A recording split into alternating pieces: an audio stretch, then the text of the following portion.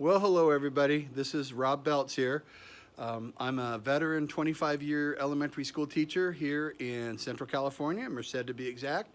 And I am presenting to you my second video. I'd like to talk a little bit today about dealing with problematic behavior or basically disciplining kids in the classroom. And so I promise to keep it brief because I know your time is important. So this is especially designed for brand new teachers. But it's also good for veteran teachers. A lot of the stuff I've shared is not stuff that I've made up, but it's stuff that I've cribbed here and there and everywhere from other teachers and stuff that I've discovered through trainings and things. So I hope you find it beneficial. Classroom management is huge. It determines the climate and the community of your classroom. So if you set it up right, you're going to be just fine. And you know, sometimes folks, sometimes you're going to have those school years that are like, you know, you feel like it's from HE double hockey stick, you know, and we all have those from time to time. You just got to keep plugging away, be patient with yourself, and always keep your attitude and your temper in check. Sometimes it's hard. Sometimes when, you know, kids are blurting out the answers or flopping out of their chair onto the floor or bothering somebody, it gets on your last nerve. So I've got some things to kind of share with you that I think are helpful. Number one is when you guys are experiencing a student that blurts out the answers and whatnot, it's a good idea to always have like the kids' names on like a deck of playing cards. Then you can call on the kids. So if somebody likes to blurt out the answer, you can say, Jimmy, really appreciate that. Let's go ahead and call on a few friends here, and you go through some of the cards, and then we'll take some volunteers afterwards, and that can help. For kids that might have ADD or ADHD, or maybe just kind of have some, behavior issues, sometimes having a little cool out station might be really good, okay? Having a little desk off to the side next to yours, kind of like what I have over here, okay? Can work out really effectively. Sometimes letting them go outside the door and just chill, take a few deep breaths, can really help. One of the things I really want to impress upon everybody is the fact that you really want to not disempower yourself by sending all of your behavior problems to your admin, because what that shows the kids is you don't have control of the class, and we know that's not true. So as much as possible, I've learned through the years, you try to handle things in-house. If it's an issue about cheating on a test, like a spelling test or a math test, you take care of it in-house. You contact the parent, you have the child stay in during a recess, problem solved, hopefully. The other things that you can do is, like if there is any sort of fighting or sexual harassment or bullying, you want to get your admin involved with that right away. Okay, one of the big problems we've been experiencing a lot over the past few years is cell phones in the classroom and kids recording video or taking pictures when they shouldn't. That's a big no-no, okay?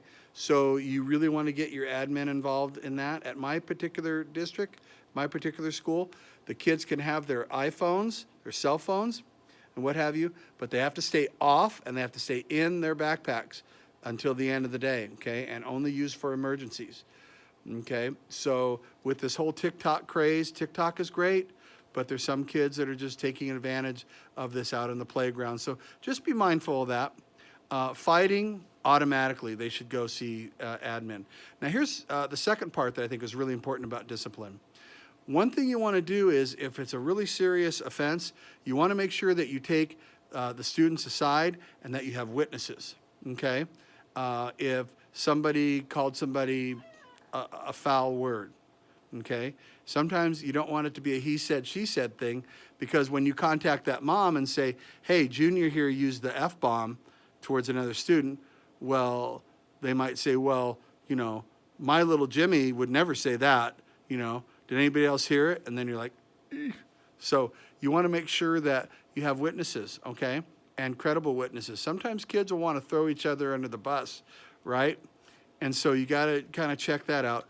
Another thing that I think is really important, key at number 3, is that when you discipline a child or you correct them, you always want to not make it confrontational.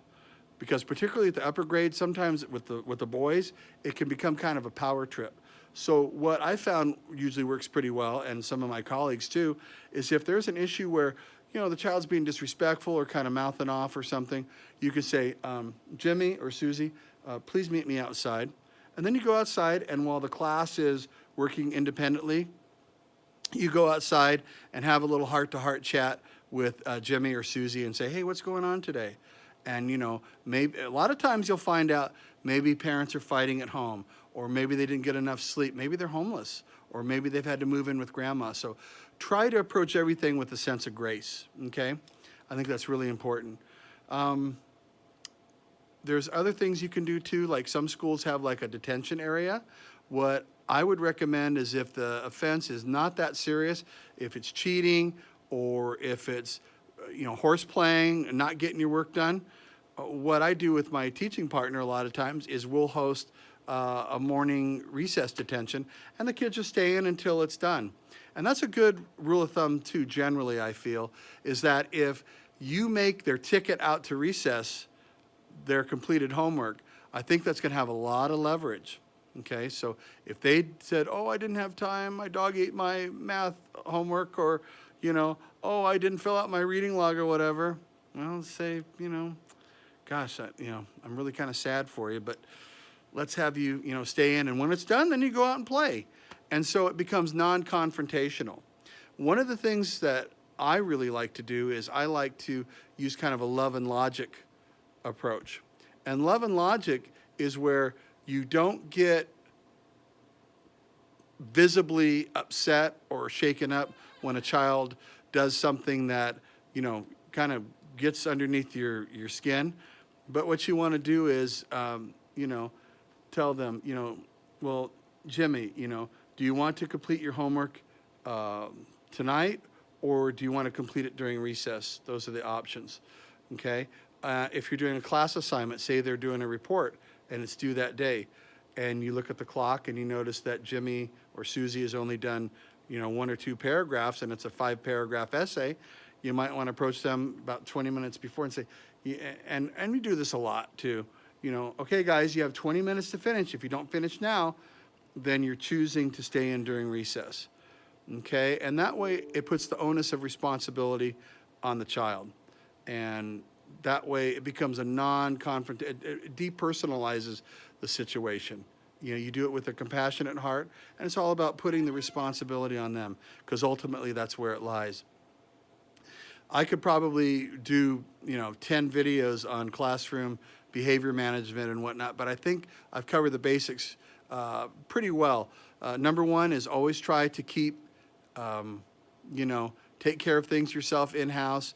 Also, if it's, a major behavior issue, sexual harassment, fighting, inappropriate use of their Chromebooks or whatever, you need to get admin involved.